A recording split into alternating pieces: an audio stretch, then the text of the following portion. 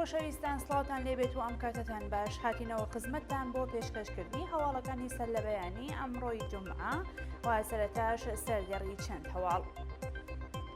درێژەی دروشمنووسین لە شارە جۆراوجۆرەکانی کوردستان، بانکێشتی شادمان عەبدی بۆ ئیدارەی ئیطلاعاتی شاری سنا، بەیانیەی کومیتەی گشتی خوێندکاران لە کوردستان، مانگرتنی کاسبکارانی شاری مەهاباد، جێگیربوونی هێزە سەرکوتگەرەکانی ڕژیم لە شارەکانی کوردستان، دەست بەسەرکردنی دوو هاوڵاتی لە شاری بۆکان و ڕفاندنی ئارمین ڕۆستەمی لە شاری تاران.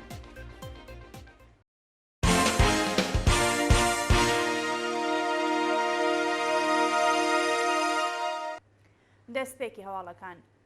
درێژەی دروشمنووسین لە شارە جۆراوجۆرەکانی کوردستان بە پێی ئەو وێنەوە گرتە ڤیدیۆیانەی کە بەدەستمان گەیشتووە لاوانی شۆڕشگێر لە شارە جۆراوجۆرەکانی کوردستان لەگەڵ نزیکبوونەوە بە ساڵڕۆژی شۆڕشی ژینە دیواری شارەکانیان بە دروشمی دژە حکوومەت نەخشاند.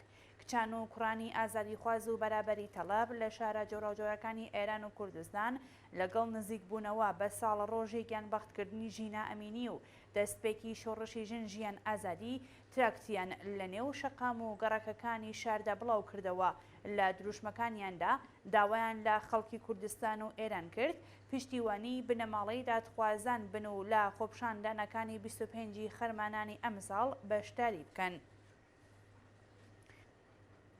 بانکێشتی شادمان عەبدی بۆ ئیدارەی ئیطلاعاتی شاری سنا، ڕۆژی پێنجشەممە 23 مانگی خەرمانان شادمان عەبدی چالاکوانی کرێکاری لەلایەن ئیدارەی ئیطلاعاتی شاری سنا بانکێشت و لێپرسینەوەی لێکرا. بەپێی راپۆرتەکان شادمان عەبدی چالاکوانی کرێکاری لەلایەن پۆلیسی ئەمنیەتی سنەوە بانکێشت و لێپرسینەوەی لێکراوە.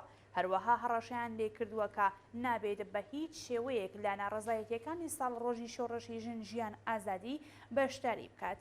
جێگەی ئاماژەیەکە ناوبراو پێشتر لە مانگی پوشپەڕی ساڵی ڕابردوو بە تۆمەتی تێکدانی ئەمنیەتی گشتی و تەبلیغ دژی نیزام بە 3 ساڵ زیندانی تەعزیری مەحکوم کرا. بەیانیەی کومیتەی گشتی خوێندکاران لە کوردستان، ڕۆژی پێنجشەممە 23 مانگی خەرمانان کۆمەڵێک لە خوێندکارانی کوردستان لە بەیانیەکی هاوبەشدا داوایان لە لاوانی شۆڕشگێڕی شارەکانی کوردستان کرد کە لە ناڕەزایەتیەکانی 25 خەرمانان بەشداری بکەن. کومیتەی سەراسەری خوێندکارانی کوردستان لە بەیاننامەیەکدا داوا لە هەموو خەڵکی کوردستان و ئێران دەکات وەک هەمیشە بەرەنگاری کۆماری ئیسلامی و سیاسەتە غەڵەتەکانی ببنەوە و ئێستاش لە ساڵیادی شەهیدبوونی ژینە ئەمینیدا و بە پشتیوانی لە بانگەوازی 6 حیزبی کوردستانی دژ بە نیزام دوکان و بازاڕەکان دابخەن و بەچوون بۆ سەر گۆڕی گیانبەختکردوانی شۆڕشی ژینە بەشداری ناڕەزایەتیەکانی 25 خەرمانان بکەن.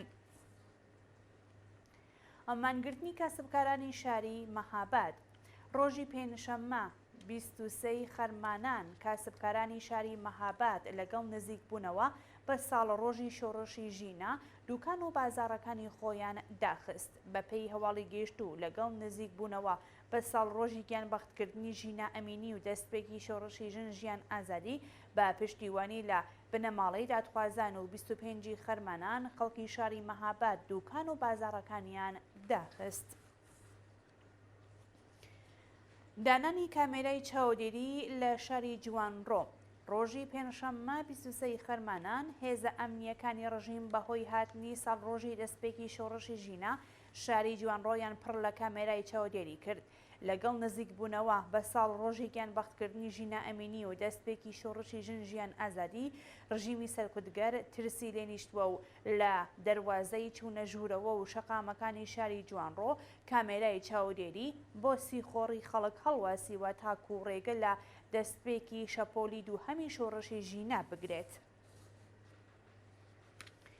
جێگیربوونی هێزە سەرکوتگەرەکانی ڕژیم لە شارەکانی کوردستان، ڕۆژی پێنجشەممە 22 خەرمانان هێزە سەرکوتگەرەکانی ڕژیم بەهۆی نزیکبوونەوە بە ساڵڕۆژی شۆڕشی ژینە لە شارەکانی سنا، بۆکان و سەقز جێگیر بوون.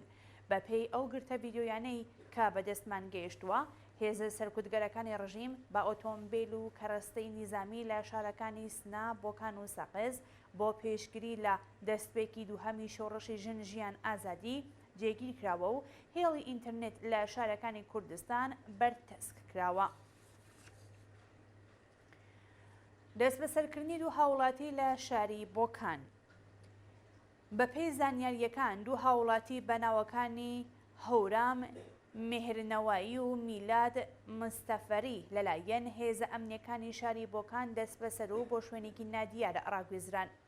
هەورام مێهرنەوایی چالاکوانی مەدەنی شاری بۆکان لە ڕۆژی ڕابردوو لەلایەن ئیدارەی ئێتلاعاتی ئەو شارە بانکێشت و دەست بەسەرکرا. لەلایەکی دیکەوە چالاکوانێکی مەدەنی بە ناوی میلاد مستەفەوی بە بیانووی چاوپێکەوتنێکی کاری لەلایەن هێزە ئەمنیەکانی شاری بۆکان دەست بەسەرکرا. جێگەی ئاماژەیە کە تا بە ئێستا هیچ زانیاریەک لەبارەی هۆکاری دەست بەسەرکردنی ئەو دوو چالاکوانە و شوێنی ڕاگیرانی لەبەردەستان نییە.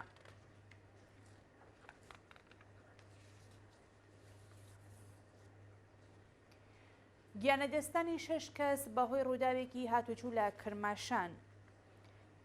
ڕۆژی پێنجشەممە 23 خەرمانان لە ڕووداوێکی هاتوچوو لە نێوان دوو ئۆتۆمبیلی شەخسی لە گوندی مەرزالەی سەر بە شارستانی سونقورد و کەس گیانیان لەدەستەوە و 4 کەسی دیکەش بریندار بوون.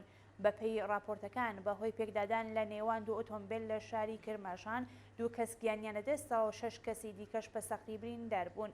جێگەی ئاماژەیەکە بەهۆی خراپی ڕێگەوبان لە شارەکانی کوردستان ساڵانە هەزاران کەس دەبنە قوربانی ڕووداوی هاتوچوو.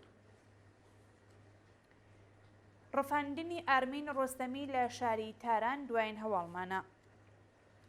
ڕۆژی پێنجشەممە 23 خەرمانان ئارمین ڕۆستەمی برای ئایدا ڕۆستەمی گیانبەخت کردووی شۆڕەشی ژینا لەلایەن هێزە ئەمنیەکانی شاری تاران دەست بەسەرکرا. بەپێی زانیاریەکان بەهۆی نزیکبوونەوە بە ساڵڕۆژی دەستپێکی شۆڕەشی ژینا هێزە ئەمنیەکانی شاری تاران هێرشیان کردە سەر بنەماڵەی ئایدا ڕۆستەمی گیانبەخت کردووی شۆڕەشی ژن ژیان ئازادی و ئارمان ڕۆستەمیان دەست بەسەر و بۆ شوێنێکی نادیار گواستەوە.